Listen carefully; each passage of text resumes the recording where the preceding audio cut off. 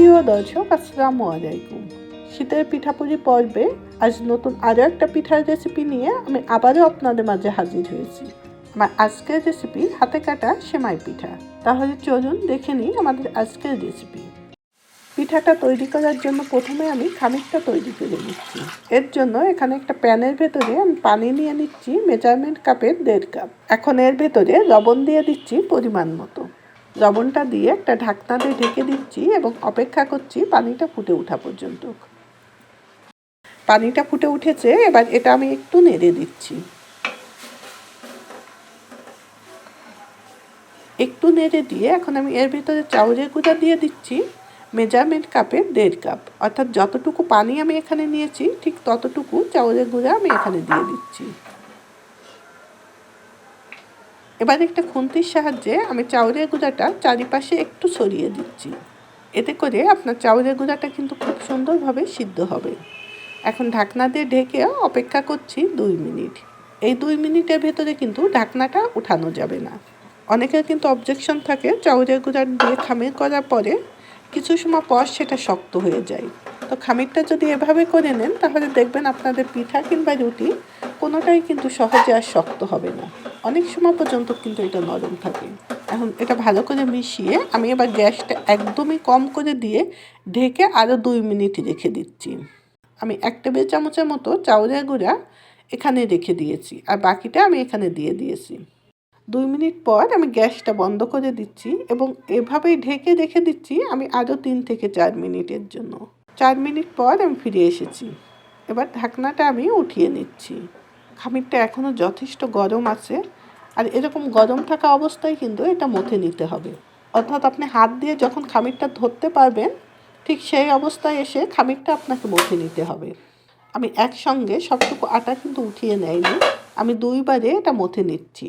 তো প্যানের যে খামিরটা আছে এই খামিরটা কিন্তু একটা ঢাকনা দিয়ে ঢেকে দিতে হবে, তা না হলে এটা কিন্তু খুব দ্রুতই শক্ত হয়ে যাবে। খামিরটা যদি খুব বেশি গরম থাকে তাহলে হাতটা পানিতে একটু ভিজিয়ে তারপর সে ভেজা হাত দিয়ে খামিরটা মথে নিতে হবে। তবে যদি আপনাদের কাছে মনে হয় খামিরটা বেশ নরম তাহলে কিন্তু আপনার পানিতে আর হাতটা ভিজাবেন না, আর একটু অপেক্ষা করবেন এটা ঠান্ডা হওয়া পর্যন্ত। তো আমি এভাবে করে সবটুকু খামিরই মথে নিচ্ছি। এই যে সম্পূর্ণটা আমি মথে নিয়েছি। এবার পিঠাটা তৈরি করে আমি আপনাদেরকে দেখাচ্ছি। পিঠাটা আমি 2 ভাবে তৈরি করে আপনাদেরকে দেখাবো। আমি সামান্য একটু আটা এখান থেকে নিয়ে নিচ্ছি। এই যে একটু কাছ থেকে দেখাচ্ছি আমি আপনাদেরকে। এখন পিঠাতে সামান্য একটু চাউলের গুঁড়া ছিটিয়ে হাতের তালু দিয়ে এভাবে করে পিঠাটা তৈরি করে নিতে হবে।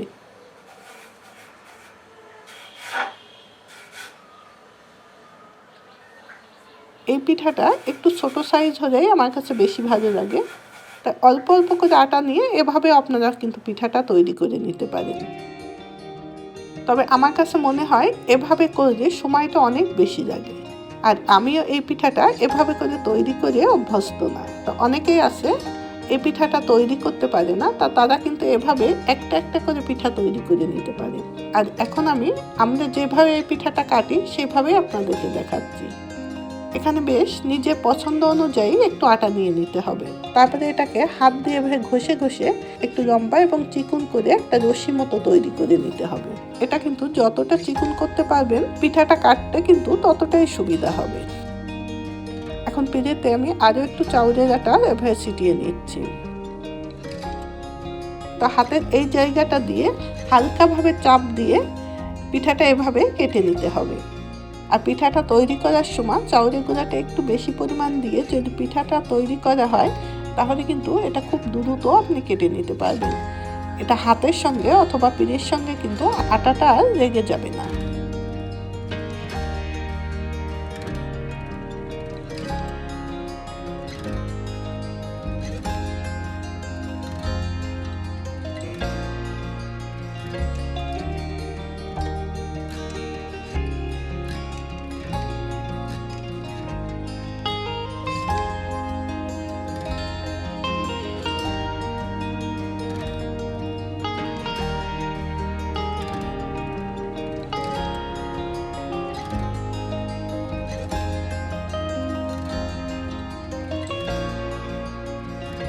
আর পিঠাটা কেটে নিয়ে অন্য একটা পাত্রে উঠিয়ে সঙ্গে সঙ্গে এর উপরে একটু চাউলের গুঁড়া এভাবে ছিটিয়ে দিতে হবে।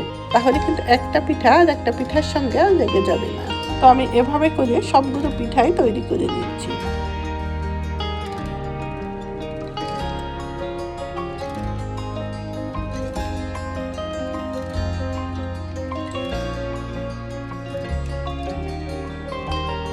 এই তো আমার সবগুলো পিঠাই কিন্তু কেটে নিয়েছি। এই যে দেখতে পাচ্ছেন পিঠাটা কতটা ঝরঝরে হয়েছে, আর পিঠার সাইজটাও দেখেন, সবগুলো পিঠাই কিন্তু একই রকমই হয়েছে। এখন এই পিঠাটা আপনারা যদি কেউ সংরক্ষণ করতে চান তাহলে এটা রোদে শুকিয়ে একটা এয়ারটাইট বক্সে করে আপনারা রেখে দিতে পারবেন কিন্তু দীর্ঘদিন পর্যন্ত। আর যদি কাঁচা পিঠাটা এভাবে সংরক্ষণ করতে চান তাহলে এই অবস্থায় একটা জিপলক ব্যাগে করে আপনারা এটা ডিপ ফ্রিজেও সংরক্ষণ করতে পারবেন। এটা রান্না করার 15 থেকে 20 মিনিট আগে ফ্রিজ থেকে বের করে তারপরে এটা রান্না করে নিতে পারবেন। তো আজকে পিঠাটা রান্না করার জন্য আমি এখানে দুধ নিয়েছি 1 কেজি। এখন দুধটা ফুটে ওঠা পর্যন্ত আমি একটু অপেক্ষা করছি। দুধটা ফুটে উঠেছে, এখন আমি এর ভেতরে দারুচিনি দিয়ে দিচ্ছি 2 টুকরা, সবুজ এলাচ দিয়ে দিচ্ছি 3টা, তবে এলাচটা কিন্তু আমি গোটা রেখেছি, আর তেজপাতা দিয়ে দিচ্ছি 1টা।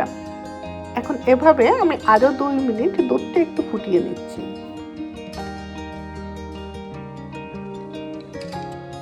এই পর্যায়ে এসে লবণ দিয়ে দিচ্ছি পরিমাণ মতো। তারপর এর ভেতরে আমি খেজুরের গুড় দিয়ে দিচ্ছি মেজারমেন্ট কাপের হাফ কাপ। আমি এখানে 1 কাপ খেজুরের গুড় নিয়েছি, সেখান থেকে আমি প্রথমে অর্ধেকটা দিচ্ছি, পরবর্তীতে আমি বাকিটা আমার স্বাদ অনুযায়ী আমি মিশিয়ে নেব। আর অনেকেরই কিন্তু একটা অবজেকশন থাকে, দুধের ভিতরে সরাসরি খেজুরের গুড় দিলে দুধটা ফেটে যায়, কিন্তু খেজুরের গুড়টা যদি একদম খাঁটি হয় সেক্ষেত্রে কিন্তু দুধটা আর ফেটে যাবে না। তো আমি এখানে খাঁটি খেজুরের গুড়টাই নিয়েছি, সেই কারণে আমি সরাসরি এখানে দিয়ে দিচ্ছি। আর আপনারা যদি বাজার থেকে কেনা গুড়টা ব্যবহার করেন সেক্ষেত্রে গুড়ের ভিতরে সামান্য একটু পানি দিয়ে সেটা ফুটিয়ে নিয়ে তারপরে এর ভেতরে ব্যবহার করবেন, তাহলে দুধটা আর ফেটে যাবে না। তো আমি এই পর্যায়ে এসে মিষ্টি এবং লবণটা একটু চেক করে নিচ্ছি। এই পর্যায়ে মিষ্টি পরিমাণ কিন্তু একটু বেশি রাখতে হবে, তাহলে পিঠা দেওয়ার পর অতিরিক্ত মিষ্টিটা কিন্তু পিঠা টেনে নেবে। তা আমি এখানে প্রায় 1.5 কাপের মতো খেজুরের গুড় ব্যবহার করেছি।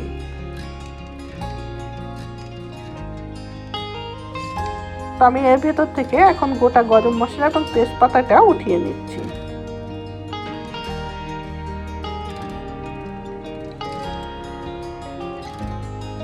তেজপাতা এবং গরম মশলাটা উঠিয়ে নিয়ে এখন আমি এর ভেতরে পিঠাটা দিয়ে দিচ্ছি। তবে পিঠাটা দেওয়ার সময় উপর থেকে পিঠাটা উঠিয়ে নেবেন, নিচের চাউলের গুঁড়াটা যেন এই পর্যায়ে পিঠার সঙ্গে দুধের ভিতরে না যায়।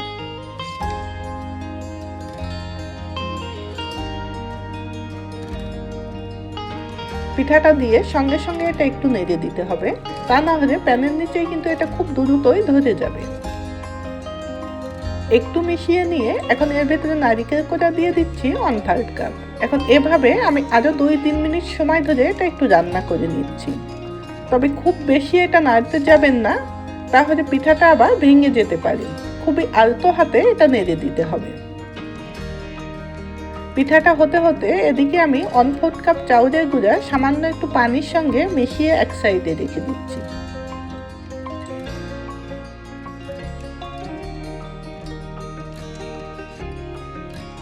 তিন 4 মিনিট সময় ধরে এটা রান্না করার পর দেখতেই পাচ্ছেন এখন এটা বেশ ঘন হয়ে এসেছে। এখন আমি পানির সঙ্গে আগে থেকে মিশিয়ে রাখা সেই চাউলের গুঁড়াটা এর ভিতর দিয়ে দিচ্ছি। এটা দেওয়ার জন্য কিন্তু পিঠাটা বেশ ঘন হয়ে আসবে। অনেকেই কিন্তু এখানে সরাসরি চাউলের গুঁড়াটা ব্যবহার করে। তো যদি সরাসরি আপনারা ব্যবহার করেন তাহলে দেখা যাবে এক জায়গায় এটা জমাট বেঁধে থাকবে। আপনি যতই ঘন করেন না কেন দুধের সঙ্গে পিঠাটা মিশে যাবে না, একদিকে দুধটা থাকবে আর একদিকে পিঠাটা থাকবে। চাউলের গুঁড়াটা দিয়ে এখন আমি এটা আরো 2 মিনিট একটু ফুটিয়ে নিচ্ছি। তারপরে আমি গ্যাসটা বন্ধ করে দিচ্ছি। গ্যাসটা বন্ধ করে দিয়ে আমি এই গরম পিঠাটা সঙ্গে সঙ্গে অন্য একটা পাত্রে উঠিয়ে নিচ্ছি। পিঠাটা রান্না করে ওই গরম প্যানের ভিতরেই কিন্তু এটা রেখে দিবেন না, তাহলে এটা খুবই ঘন হয়ে যাবে এবং একটু আঠালো মতো হয়ে আসবে। তাই সঙ্গে সঙ্গে আপনার অন্য একটা পাত্রে উঠিয়ে নেবেন। আর এই পিঠাটা তৈরি করে একটু ঠান্ডা হওয়ার পর তারপরে এটা পরিবেশন করবেন। গরম থাকা অবস্থায় যদি পরিবেশন করেন তাহলে আসল স্বাদটা যেমন পাবেন না, আবার পিঠা থেকেও কিন্তু কিছুটা পানি ছেড়ে দিতে পারেন। একটু পিঠা উঠিয়ে আমি আপনাদেরকে দেখাচ্ছি। এটা কেমন হয়েছে। দেখতেই পাচ্ছেন আমার কিন্তু একটা পিঠাও ভেঙে যায়নি। রেসিপিটি পছন্দ হলে প্রিয়জনের সঙ্গে বেশি বেশি করে শেয়ার করবেন। আরও এরকম নিত্য নতুন রেসিপির আপডেট পাওয়ার জন্য আমার চ্যানেলটি অবশ্যই সাবস্ক্রাইব করবেন এবং সাবস্ক্রাইব বাটনের পাশে থাকা ঘন্টাটি বাজিয়ে দিবেন। তাহলে আমি নতুন কোনো রেসিপি আপলোড করার সঙ্গে সঙ্গে আপনারা তার নোটিফিকেশন পেয়ে যাবেন। ধন্যবাদ এত সময় আমাদের সঙ্গে থাকার জন্য। আবারও দেখা হবে নতুন কোনো রেসিপির সঙ্গে।